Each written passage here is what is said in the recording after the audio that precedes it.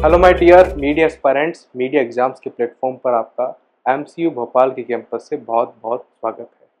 दोस्तों, आज हमारे साथ एमसीयू भोपाल के बहुत ही खास प्रोफेसर संजय द्विवेदी सर है। सर, आपका बहुत बहुत स्वागत है। आईएमसी के डीजी रहे हैं और एमसीयू भोपाल में अभी जनसंचार जो विभाग है उसके एचओडी हैं। सर, आज मैं आपसे बहुत सी ऐसी बातें पूछने आया हूँ जो एमसीयू आने वाले बच्चे के लिए जानना बहुत ज़रूरी है।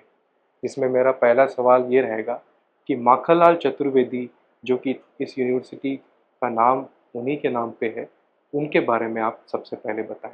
देखिए, पंडित माखनलाल चतुर्वेदी एक बहुत बड़े कवि थे, साहित्यकार थे और बहुत बड़े निबंध लेखक थे और अपने समय के बड़े जबरदस्त स्वतंत्रता संग्राम सेनानी थे।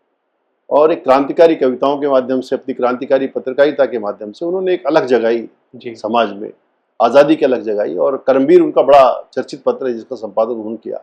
साहित्य में भी उनकी बहुत रुचि थी और इस जी। नाते उन्होंने प्रभा का भी संपादन किया।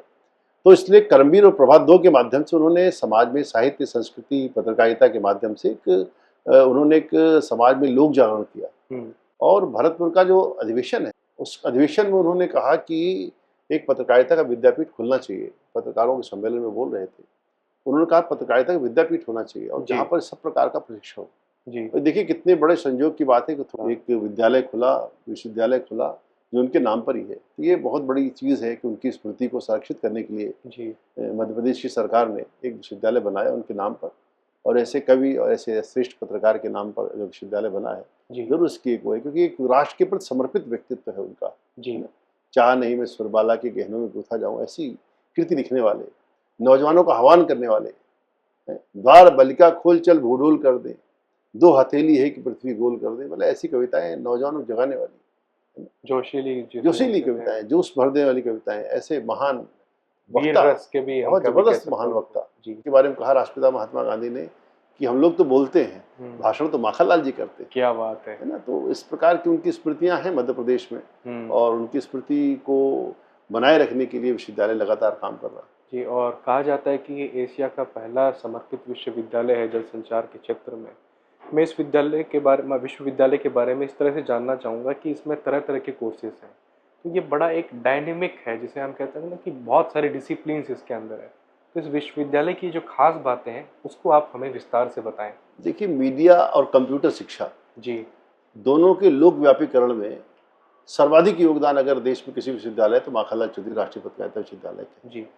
माखनलाल चतुर्वेदी पत्रकारिता विश्वविद्यालय स्वयं तो है ही, बल्कि इसके साथ संबद्ध संस्थाओं का एक बहुत बड़ा एक संजाल है जी। जो कंप्यूटर शिक्षा देने का काम करती है। और इनकी कंप्यूटर शिक्षा के माध्यम से, मतलब आप सोचिए, तहसील स्तर तक लोगों ने जो है शिक्षा प्राप्त की, पीजीडीसीए डीसीए के माध्यम से।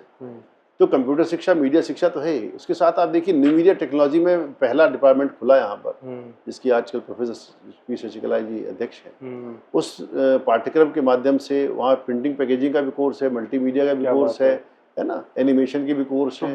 तो एक न्यू मीडिया का पूरा डिपार्टमेंट यहाँ पर सक्रिय हुआ। एक तरीके से मीडिया के जितने भी उससे जुड़ी हुई चीजें हैं, उन सब की पढ़ाई यहाँ पे होती है। पीआर की, एडवर्टाइजिंग की पढ़ाई होती है, ब्रॉडकास्ट मीडिया की पढ़ाई होती है, इलेक्ट्रॉनिक मीडिया की पढ़ाई होती है, पत्रकारिता की पढ़ाई होती है, सिनेमा भी है, जनसंचार है, सिनेमा भी चल रहा है। तो एक तरह से आपको एक छत के नीचे इतने सारे कोर्स करने के लिए आपको यहाँ अवसर मिलते हैं।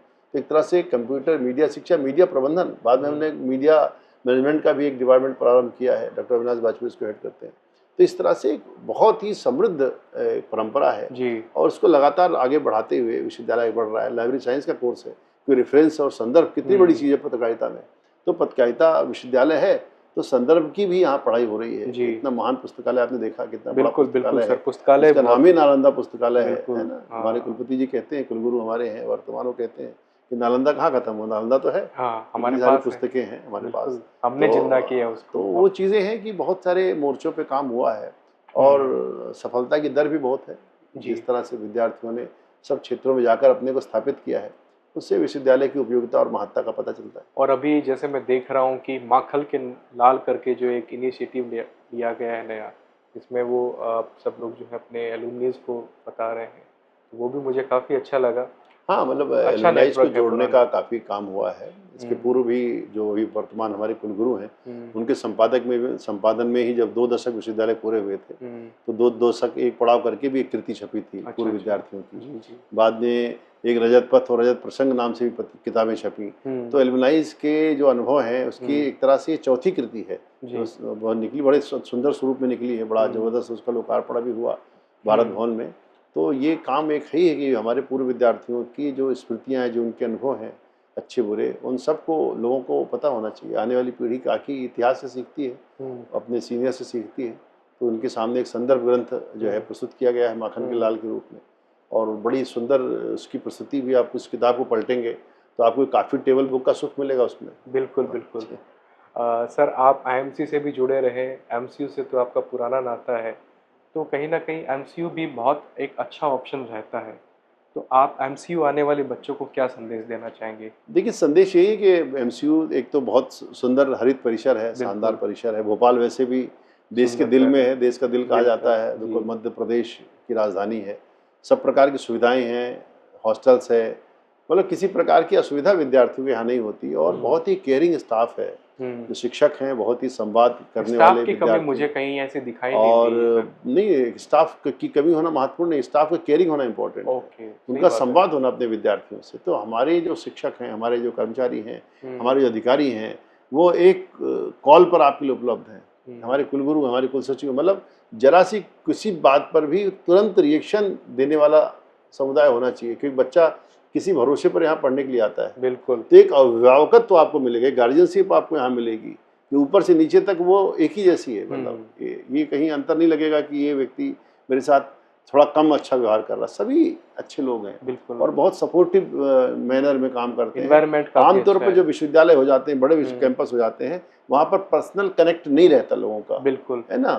तो दरवाजे उड़काए हुए लोग बैठे रहते हैं, अपने अपने काम में लीन रहते हैं, जैसे बहुत बड़ा काम कर रहे हैं। यहाँ ये है कि संवाद जो है बहुत निरंतर है। यहाँ के हर शिक्षक, हर कर्मचारी, हर अधिकारी, कुलपति, कुलगुरु, जो भी हमारे रेक्टर, जितने अधिकारी भी रहे, जब भी रहे, जो भी रहे, जिस भूमिका में रहे, वो सब विद्यार्थियों के प्रति समर्पित रहे। तो ये इस विशेषता अन्य परिसरों की तुलना में मुझे थोड़ी अलग दिखती है, क्योंकि मैं स्वयं यहाँ का विद्यार्थी रहा हूँ एक समय में। तो हमारा संवाद अपने शिक्षकों से, अपने परिवार से है। एक परिवार जैसी फीलिंग आपको अगर पानी है, और पढ़ाई तो सब जगह होती, सब पढ़ाते हैं, है ना, पढ़ाना कोई बुरा मुद्दा नहीं, सब पढ़ाते हैं। एक अवसर है जिसमें आप मुक्त होकर के अपना जीवन भी जीते हैं, चीज़ें भी सीखते हैं। एक्टिविटीज़ बहुत हैं। एमसीयू की सबसे बड़ी विशेषता है, इतनी एक्टिविटीज़ शायद ही किसी विश्वविद्यालय में होती है। इतनी गतिविधियाँ होती, बड़े बड़े आयोजन होते हैं। अभी भी आपने देखा 3 दिन का उदंत मार्तंड का प्रणाम जो कार्यक्रम हुआ, प्रणाम उदंत मार्तंड नाम से 3 दिन का कार्यक्रम था। देश से करीब 60 बड़े पत्रकार, संपादक, और भी बड़े-बड़े सब लोग आए, और उनके साथ विद्यार्थियों ने संवाद किया, अखबार निकाले, टेलीविजन के लिए चैनल बनाया, अपनी पॉडकास्ट करी, है ना, इंटरव्यूज़ किए, अलग से अखबार निकाले।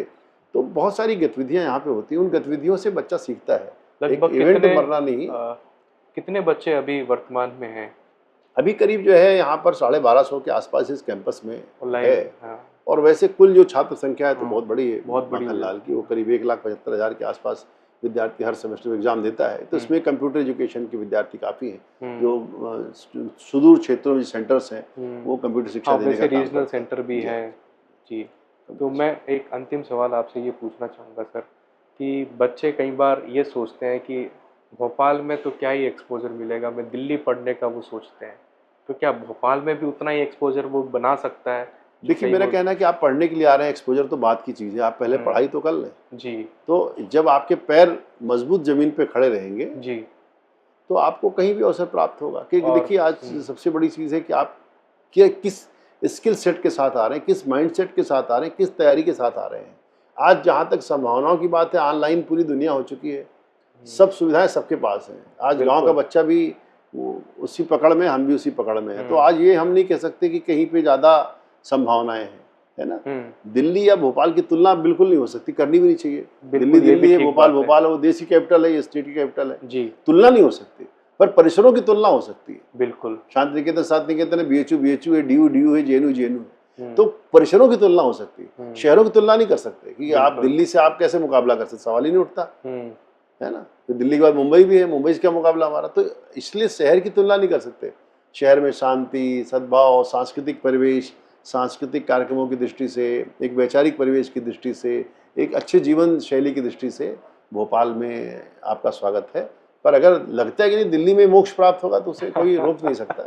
जी जी दिल्ली का कोई मुकाबला भोपाल से नहीं है, मैं कहता हूँ। जी पर हम क्योंकि पढ़ने के लिए आ रहे हैं, साल 2 साल 3 साल की तपस्या के लिए आ रहे हैं, तो तपोस्थली के रूप में कुछ सीखने के लिए भोपाल भी कोई बुरी जगह नहीं है, मैं ऐसा कह सकता हूँ। बिल्कुल सर, आपने बहुत समय दिया, मैं आपका बहुत शुक्रगुजार हूँ। बहुत बहुत धन्यवाद।